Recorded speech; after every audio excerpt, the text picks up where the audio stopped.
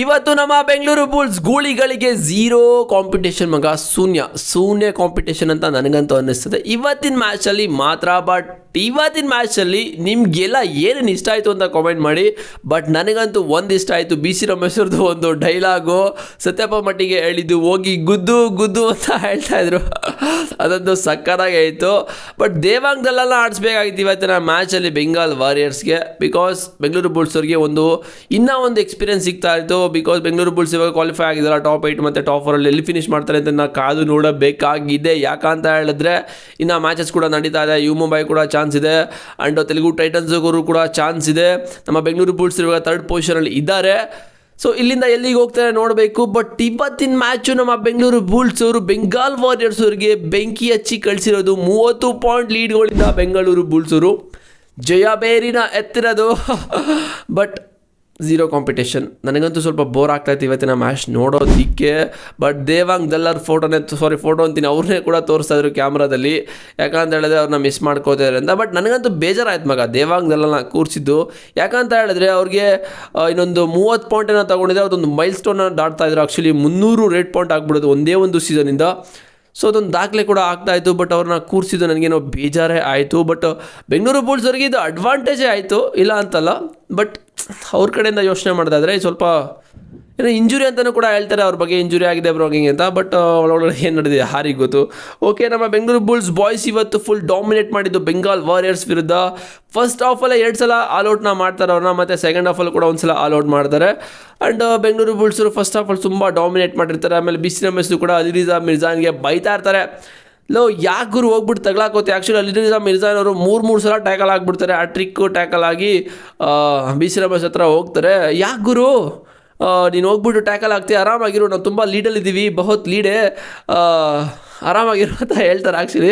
But Alireza Mirzaian okay sir ಅಂತ ಏನೋ respond ಮಾಡ್ತಾರೆ. ಅವ್ರು ಹೇಳಿದ ಉದ್ದೇಶ ಇಷ್ಟೇ, ನಾವು ತುಂಬ ಲೀಡಲ್ಲಿದ್ದೀವಿ, ಏನು ಮಾಡೋಕ್ಕೆ ಇಷ್ಟೊಂದೆಲ್ಲ ನೀನು ಸಾಹಸಗಳನ್ನ ಮಾಡ್ತಾ ಇದೆಯಾ, ಆರಾಮಾಗಿರೋ, ಹೋಗಿ 3 ರೇಡ್ ಇರುತ್ತೆ ನಿಮಗೆ, 3 ರೇಡಲ್ಲಿ 1 ಪಾಯಿಂಟ್ ತೊಗೊಬರೋಕ್ಕಾಗಲ್ವಾ, 2 ರೇಡು ಎಂಟಿ ಆದರೂ ಪರವಾಗಿಲ್ಲ, ಡೂ ಆರ್ ಡೈ ಸಿಗುತ್ತೆ. ಅವ್ರ ಕಡೆಯಿಂದ ಏನಾದ್ರು ಮಿಸ್ಟೇಕ್ ಮಾಡ್ತಾರೆ, ಹೋಗಿ ತೊಗೊಂಬಂದಿರ ಆರಾಮಾಗಿ ಆಗ್ತಾಯಿತ್ತು ಅಂತ ಹೇಳಿದ್ರು. ಅದಾದಮೇಲೆ ಅಲಿರಿಜಾ ಮಿರ್ಜಾನ್ ಅದೇ ಮಿಸ್ಟೇಕ್ಸ್ನ ಆಯಿತು. ಮತ್ತು ಸೂಪರ್ 10 ಮೇಲೆ ಸೂಪರ್ 10ಗಳು, ಸೂಪರ್ ರೇಡ್ ಮೇಲೆ ಸೂಪರ್ ರೇಡ್ಗಳು ಅಲಿರಿಜಾ ಮಿರ್ಜಾನ್ ಕಡೆಯಿಂದ ನಮ್ಮ ಆಪತ್ ಬಾಂಧವ ಬೆಂಗಳೂರು ಬುಲ್ಸ್ ಅವರಿಗೆ. ಆ್ಯಂಡ್ ಟೋಟಲ್ ಆಗಿ ನಮ್ಮ ಬೆಂಗಳೂರು ಬುಲ್ಸ್ ಟೀಮ್ ಬಾಯ್ಸ್ ಎಲ್ಲರೂ ಕೂಡ ಫುಲ್ ಫೈರ್ ಆಗಿ ಇವತ್ತು ಪರ್ಫಾರ್ಮ್ ಮಾಡಿದ್ದು. ಅದರಲ್ಲಿ ಅಲಿರಿಜಾ ಮಿರ್ಜಾನ್ ಅವರು 14 ಪಾಯಿಂಟು, ದೀಪಕ್ ಶಂಕರ್ ಮನುಷ್ಯನೇ ಅಲ್ಲ ರಾಕ್ಷಸ, ಇವರು 6 ಪಾಯಿಂಟ್ ತಗೊಂಡಿದ್ರು ಟ್ಯಾಕಲ್ ಪಾಯಿಂಟು. ಆಶೀಶ್ ಮಲಿಕ್ ಅವರು ಒಳ್ಳೆ ಫಾರ್ಮ್ಗೆ ಕೂಡ ಬಂದರು, ಬಾಸ್ ಕಮ್ ಬ್ಯಾಕ್ ಮಾಡಿದ್ದಾರೆ, 6 ಪಾಯಿಂಟ್ನ ಕೂಡ ತಗೊಂಡಿದ್ದಾರೆ. ಸಂಜಯ್ ದುಲ್ಲು ಕೂಡ 4 ಪಾಯಿಂಟು. And Yogesh 3 points. ಅವ್ರ ಕಡೆ ಮಾತಾಡೋದಾದರೆ ಇವತ್ತು ಯಂಗ್ ಪ್ಲೇಯರ್ಸ್ಗೆ ಚಾನ್ಸ್ನ ಕೊಟ್ಟಿದ್ರು. ಬಿಕಾಸ್ ಲೀಗಲ್ಲಿ ಲಾಸ್ಟ್ ಮ್ಯಾಚ್ ಅಲ್ವಾ, ಸೊ ಅದಕ್ಕೋಸ್ಕರ ಅವರು ಕೂಡ ಪರ್ಫಾರ್ಮೆನ್ಸ್ ಮಾಡಲಿ ಅಂತ ಹಿಮಾಂಶು ಕೂಡ 10 ಪಾಯಿಂಟ್ನ ತಗೊಂಡ್ರು. ಆ್ಯಂಡ್ ವಿಶ್ವಾಸ್ ಗೌಡ 5 ಪಾಯಿಂಟ್ನ ತಗೊಂಡ್ರು.